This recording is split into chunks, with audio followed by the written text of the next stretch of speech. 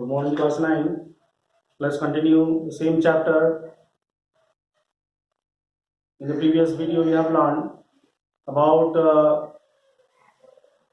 the bacteria, structure of the bacteria, nutrition, reproduction. Okay, we have already learned this all topic. Okay, how do bacteria reproduce themselves? How do they eat? And then again, what kind of structure they usually assume, about the size, shape, everything we have discussed. Now today another topic, that is we'll be learning about useful bacteria. In the very beginning I told you that without the bacteria life is not possible on the earth. So how bacteria is important to us, that we are going to discuss in this topic. Bacteria are mostly used to produce the chemical substance called antibiotics to treat the diseases. Then same way bacteria can be used in the agriculture for nitrogen fixation. Then again bacteria can be also used in the industry, particularly tanning industry and tea industry, about which one by one we'll discuss. And we'll be familiar with the terms like antibiotics, serum, and then vaccines. So one by one we'll discuss. So let's start first with antibiotics. Antibiotics, they are the chemical substances which are produced by living organism. The living organism can be fungus, can be bacteria, okay, which inhabits or which stops the growth of disease causing germs like bacteria and fungi. Once again, antibiotics are the chemical substances produced by a living organism to stop the growth or to inhibit the growth of disease causing microorganisms such as bacteria and fungi. For the first time, these antibiotics was discovered by the scientist Alexander Fleming in the year 1929. Actually, he was working or studying about the bacteria. So, a bacterial culture he left on his lab after 2 or 3 days, when he tried to observe the bacteria from that culture. What he observed, that all the bacteria were killed due to the growth of fungus. Okay, these fungus were later named as Penicillium notatum.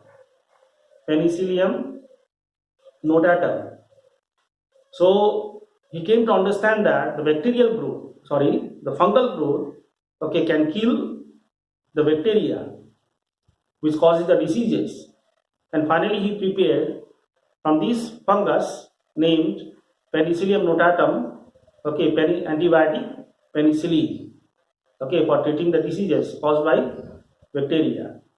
Okay, the diseases like tetanus, the diseases like diphtheria, okay, can be treated by using these penicillin antibiotics. So one example of antibiotics we have already discussed right now. The another is streptomyces. Okay, then again tetracycline. Okay, a few examples are given in the book, you can go through. Okay, I have mentioned in the table also a few examples. Penicillin, I have already told you. Now next comes streptomyces. Streptomyces is obtained from the bacteria. Streptomyces griseus. Okay, it is used to treat the disease by which human beings often suffer, that is tuberculosis. We commonly call it TB, tuberculosis. Okay. Now the next topic to be discussed is criteria for good antibiotics. How can we consider a particular antibiotics to be good or fit for human being or fit for treating the disease that usually human being suffers. Okay, so total 3 points are there. The first point is that an antibiotic should be able to kill a variety of germs, disease causing germs or disease causing pathogens. Pathogen means disease causing germs. Then again next, it should not produce any undesirable side effects. It should not have the side effects. Then only we can use it as antibiotics. Then after that comes, it should not kill useful bacteria. As we have discussed before, that in our intestine and stomach The useful bacteria like E. coli bacteria are present, which produces vitamin K, vitamin B. Okay, they should not be killed by these antibiotics. So, if such criteria are satisfied by any antibiotics, then that antibiotic is considered to be the good antibiotics. Then again, not only for treating the diseases, these antibiotics are used, but antibiotics can be used for other purposes also.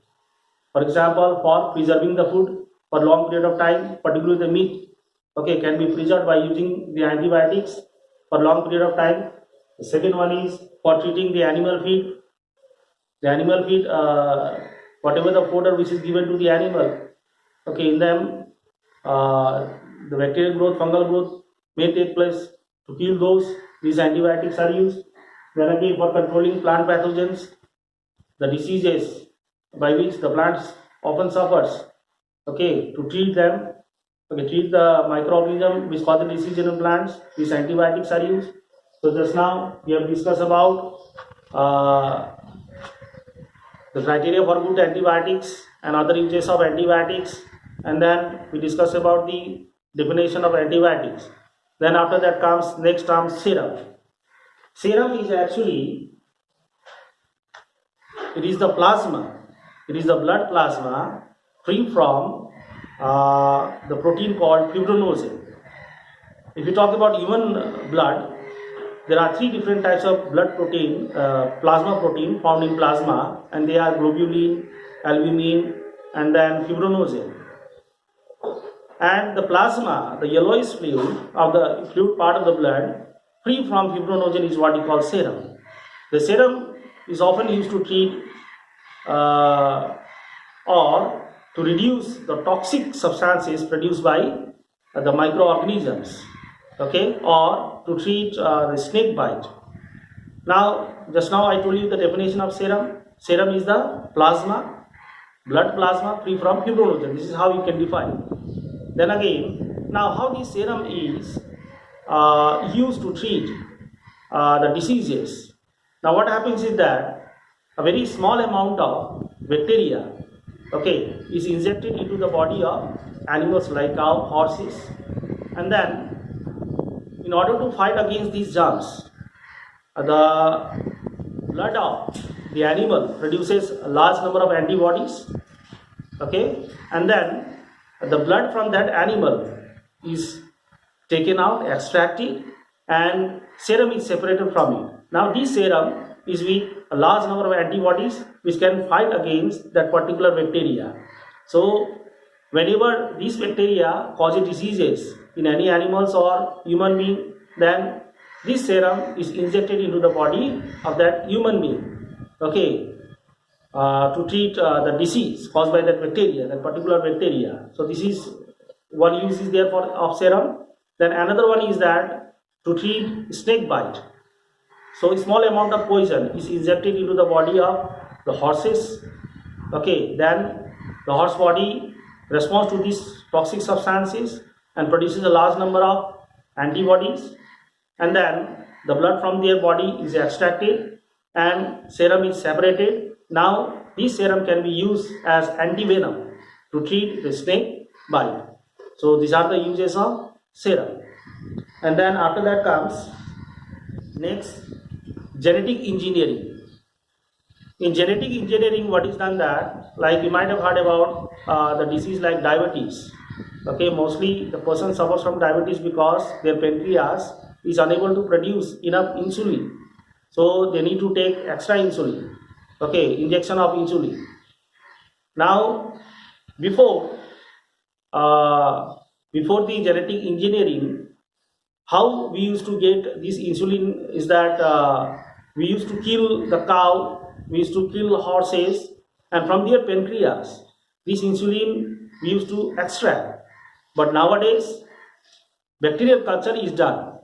Okay, what is done here is that it has been found that the bacteria, like E. coli bacteria, okay, has the genes in it which is responsible for producing bacterial insulin, not human insulin, bacterial insulin.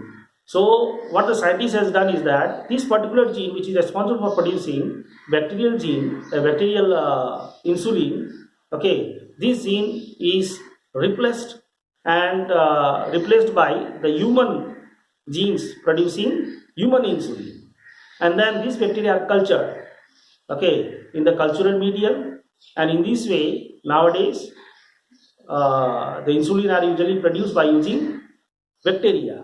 Okay, now at present time we do not require to kill any horses and all. So I think this much we have to keep in this video. We'll continue the rest of the topics in the next video. Thank you, students.